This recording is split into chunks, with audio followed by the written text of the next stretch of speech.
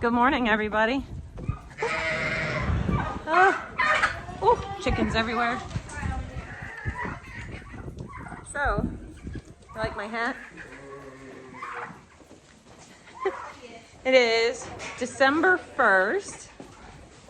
There we go. And it's officially Vlogmas. I can't believe it's already December 1st. So, if you're new here, I'm Kira. Over there, that's Harley. And we're doing morning chores. So I am gonna do my best to video every single day until Christmas. Wish me luck. Chickens and turkeys everywhere. Our little patient is still doing well. This is Tyr. He's our Nigerian dwarf buck that broke his leg. Get out, guys. Thank you. Out you go. So he's doing really well. He's putting weight on it and everything now. I still have him casted. But we're gonna take that off probably this weekend coming and take a look at the progress and go from there. I'm not going to put him back with the big bucks because obviously that's how he got his little leggy broken. So he's gonna be getting his own special tiny buck pen. So I have to build that this week, but I have to clear out the space. And in order to clear out the space, I have to clean out another space. It's all about shifting around, right? You think that right, duckles? These are our duckles, and they're probably, even though they're tiny, they're probably our favorite birds. Here's one of our death layer hens over there. She took off. And this girl right here, she's about 10 years old. And yes, she still lays eggs once in a while. This is Cinnamon. She had a sister named Raven, who was probably my favorite chicken. And I have a scar on my leg from collateral damage of her. She was the most broody chicken you've ever met. And she was a ferocious mama. And yeah, she was just the best. In fact, she actually died because she fell behind something trying to lay an egg and couldn't get back out. We love our duckles. Look at what Harley made. She did all of this herself. Atari is not amused. Atari. She made her, she crocheted her a little bonnet. And last night she sewed in the earpieces and she did a really great job. She did this all by herself, no help. And I certainly don't crochet, so she learned how to do that, made her own pattern. Atari, you look adorable. They fit really good. Now you just need an English bridle on there and she'll be set. What do you think of that, Cinch? Allie. There's two more of our death layers. They're really, really beautiful chicken. They're very flighty for the most part, but super pretty. They call them death layers in German, Totlegger. I probably butchered that, but I don't speak German. But why they're named that is because they are supposed to lay an egg a day until the day they die. Which if you have not kept chickens, then you wouldn't really notice, but in the winter months and stuff, they stop laying because of shorter hours of daylight, and then they pick back up in the summer. Of course, you can force them to lay by putting them under lights. They just run out of eggs quicker because the chicken is born with every egg it's ever going to lay already in its system. So if you force them to lay, they just run out of eggs quicker. So anyways, the death layers are supposed to lay an egg a day until the day they die. I've not found that to be the case. But my chicken's also free range, so they could be laying them who knows where. And I've just not found them, so. All right, extension cord. I'm going over there with it. So you can see the sheep's water is broken, frozen ice. We're gonna add a couple buckets, but I got my submersible tank de-icer down in there. And I take it up and I zip tie it high, if you can see that. That way it doesn't sit on the bottom of this tank and burn a hole through it. I've done that before. So I zip tie it up and we'll just always check on it. The trick is to make sure there's always water in the trough, really. That will prevent it from burning a hole in the bottom of it. But I also zip tied off the extension cord, and it goes right across the way and right to the outlet. So that's a good thing. Hopefully I think that one still works. I think I got rid of all the tank deicers that stopped working. Now we're gonna come back here and get 2 buckets of water, a couple buckets of water to put out there. So this is the tank that my uncle lent us and his valve. And if you see here, a couple days ago, I came in and I just wrapped this with heat tape and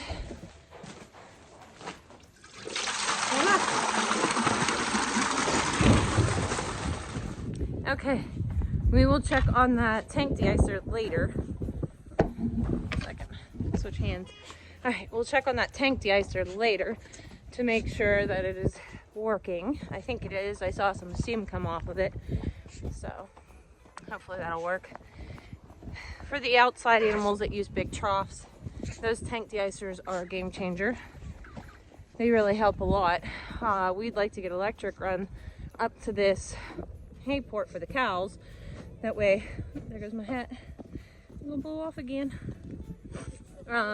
That way we can get electric up there for a tank deicer as well. For right now, I'm just breaking it. Fix the fight. Harley started a turkey fight. I did not. I just picked the one up and said, "You must say now we'll eat our chocolates later," and I put them down. Yeah, the turkeys were having a bit of a disagreement. What is... I'm sorry. My hair. So, on our walk up here to the cows, what do you guys think about Kash Patel as the new director of the FBI? I'm here for it. Trump's just having fun at this point, I think. He's just having a good time. And you know what? I'm also having a good time. I think there's going to be mass chaos in January when he gets in. It's going to be crazy. There's already people resigning. Just nuts. So, we'll watch now. It looks like they're going to dismantle everything like he promised. So, it should be exciting times, guys. Oh, all right. While we're up here with the cows, I'll turn you around. Hi, guys. So, I put these in here a week ago Tuesday. These are those wrapped bales, and they're lasting significantly longer. Look at that. Got to see it work in action. Oh, I see I need to put a slat up there. That one's broken. Tony will be in here soon if not. All right, got that fluffed up. There's still so much hay off these 2 bales, which is exciting because that means I don't need as many if they last this much longer. And Harley's doing the honorary breaking of ice. Would you like me to do that? Huh?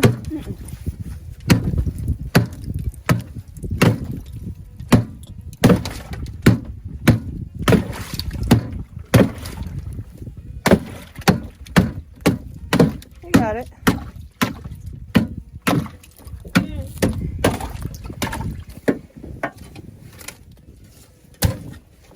Oh, I think it hurts. This one is.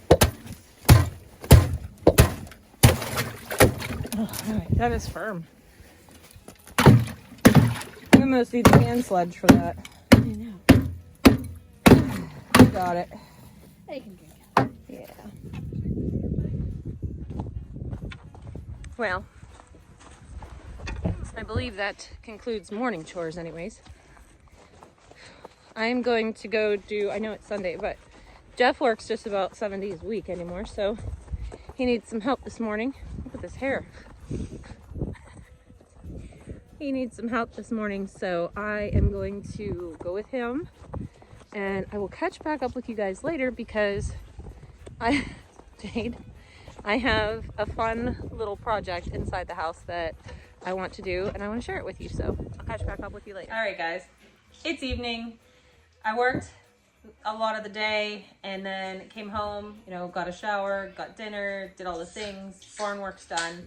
And now it's time to finish this video.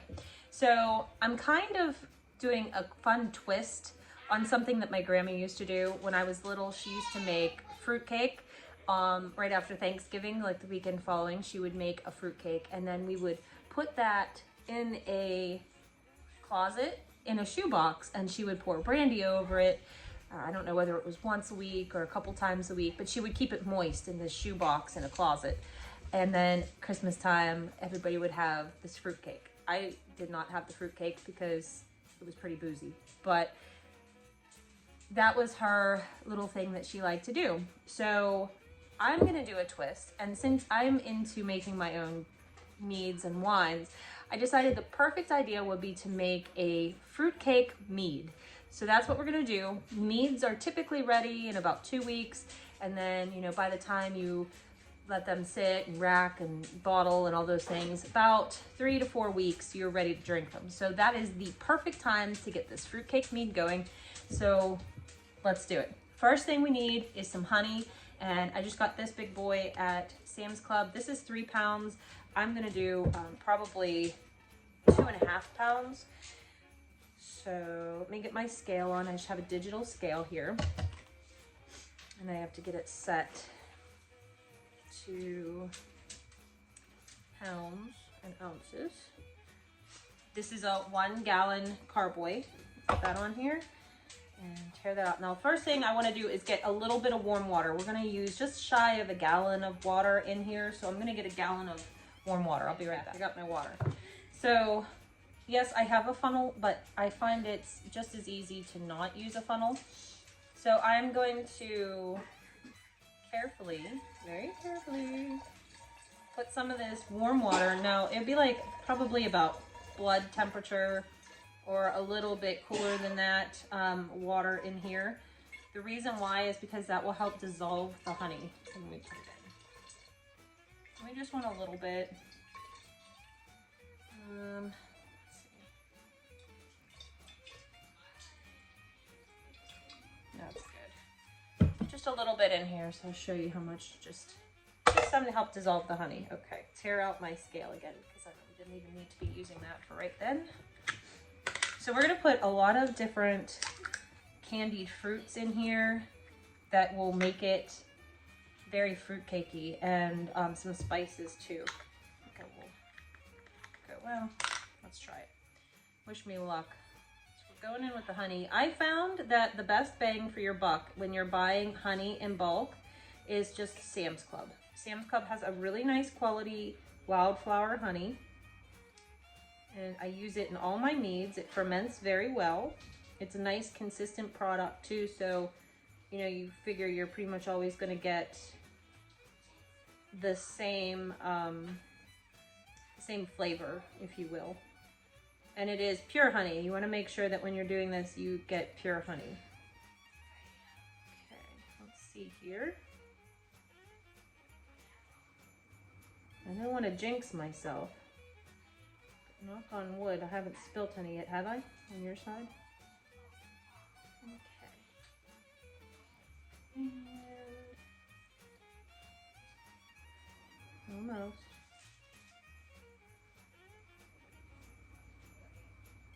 We're there. All right. So I'm going to start with 2.5 pounds of honey. I'm targeting the gravity of 1.1 to start, maybe a little bit less.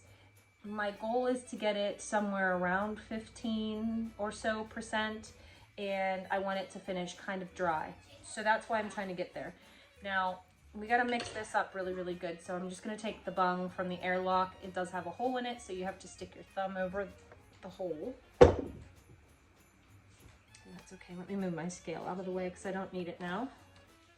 So we got the bung in there, and we're just going to stick our finger over it, and we're going to give it a good shake. So you do want air in your brew at this point. So it's okay to get all the aeration in here because that's going to help with the fermentation. But once fermentation starts, you don't want any air in it at all.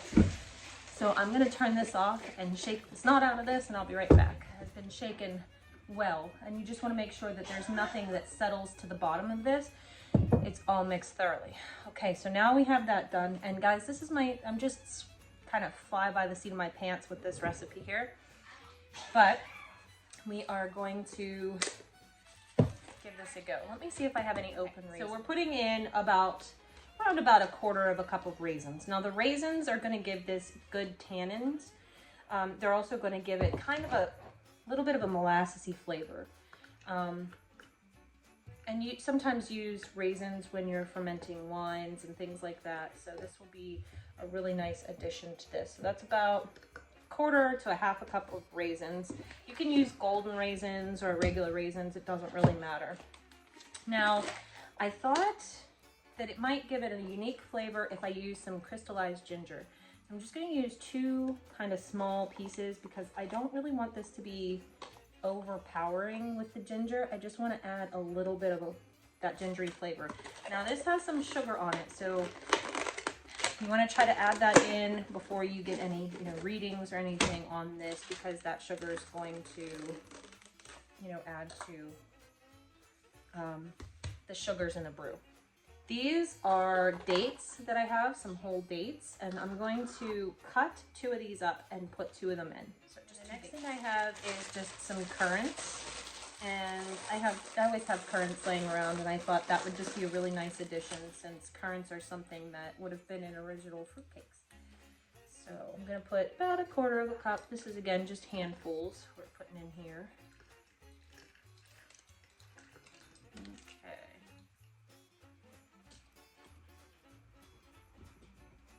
Now, everything that I have has been sterilized. That said, the dried fruit obviously hasn't. And so I'm going to, just as precaution, throw in 1 campden tablet. So that will kind of ensure that if there's anything creepy crawly on the fruits, the dried fruits, it doesn't make it into the brew. So 1 campden tablet, and in it goes. Also, we're going to do some spices. So I have cinnamon sticks here, and I'm going to go in with, I think 2 because they're kind of small, and I like a cinnamon flavored brew. 2 of those.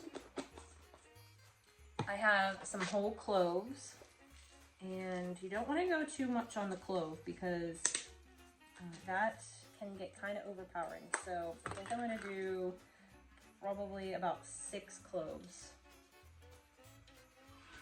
That should be plenty.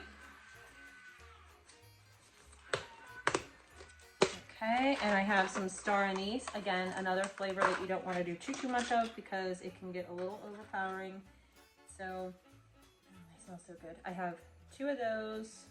If I can find 2 that fit, we'll use those ones. There we go. 2 of those.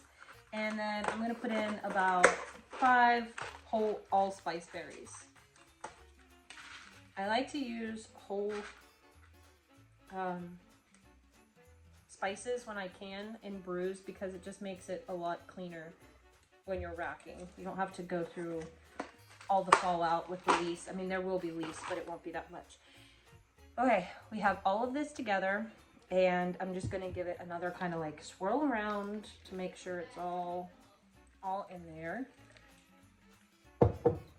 Now, the other thing I want to add, even though these dried fruits are going to add some tannin to it, I do like a dry, complex taste. So I have some wine tannin here, and I'm just going to go ahead with about a quarter of a teaspoon. Let me get my teaspoon. I added my quarter of a teaspoon of tannins. And I am going to add yeast nutrient. I always do, just to make sure I don't have any stalls. So I'm just going to add, let's see here, it's 1 teaspoon per gallon. So 1 teaspoon. That ought to do it.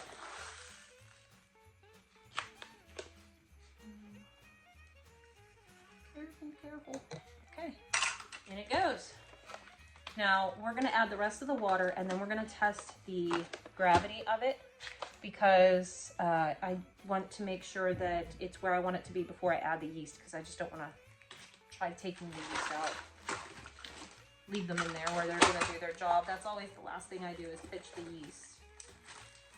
So I'm gonna give this another swirl and add the rest of the water and I'll be right back. So I filled up to about the, where it starts to taper here with water. And we're gonna give it a little test, a little reading to see where we're at. If I need more water, do I need more honey? We're gonna go and see what we come to. So we're just gonna suck some of this out, put it in our little test tube here.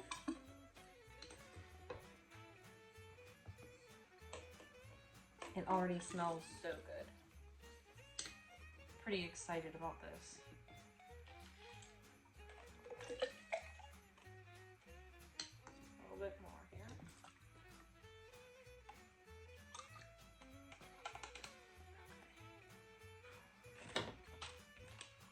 Hydrometer. Now, they make different hydrometers, so you have to make sure you get one for winemaking when you do this. See where I'm at. Perfect. I'm at 1.106. No, 1.106. That's where we're at. So that's really, really good. I'm quite happy with that. At this point, I'm gonna go ahead and dump this back in. Still, we don't want to waste any. And again, it's okay to get air in your brew at this point in your fermentation. And the last thing there is to do is just pitch the yeast. And for this, I'm using Lalvin's EC1118. It is my personal favorite. I use it for just about everything. It really chews through the sugars and it always does well for me. I usually don't have any issues with stalls or anything like that. So we're just gonna put it in there.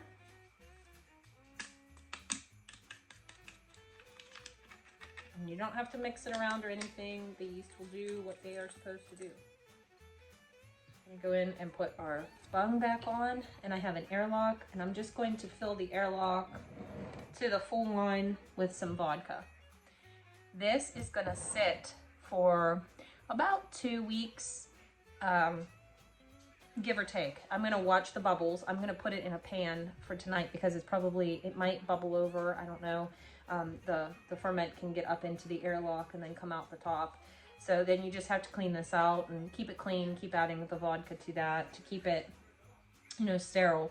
But you're just gonna watch the activity in the airlock, and when it stops bubbling or bubbles very, very little, you're going to test your gravity again and my hope is somewhere below 1. So it would be like 0.996 or something like that. That would be nice and dry for me. So that's my goal with this, and I will make sure that I take you along step by step. So I hope you enjoyed this. I'm gonna put the recipe down below. Let me know, is this a tradition that you might start? I mean, some people don't really like fruitcake these days, but I bet you if you make a really good fruitcake mead, you'll love it. I hope you guys have a great day, and I'm gonna see you in the next video. Bye.